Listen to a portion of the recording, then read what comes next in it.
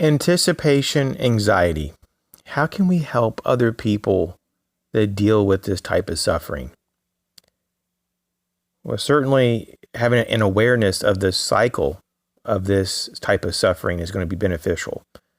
Being aware of what the onset is, the triggers, the mindset, the type of thinking process, the boundaries, and typically speaking, there's a lack of boundaries, and there's a lack of acceptance or surrender in the individual. There's an overthinking.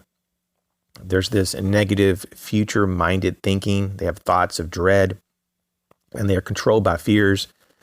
Understanding the fears is a big problem for a lot of people because they don't want to face their fears. But once you face your fears, you can typically reduce the onset or triggers that cause a lot of these problems. Some of the things that I noticed that helps people is that to get enough sleep, you can deal with stress a lot better when you're rested. Also to have proper nutrition. A lot of people walk around nutrient deficient. To have good coping mechanisms to deal with the stress. For some people, it's exercise, time alone or with friends, to have meaningful activities, to actually feel like they have purpose, and to have the ability to use healthy distractions when needed, and also to have healthy influences ongoing in their lives. Some of the questions that I would ask myself if I was to go through this type of suffering would be, are you in a toxic relationship?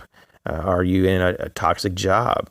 Are you doing things that make you happy? You know, happiness is something that we do. So are you doing those things to create that happiness?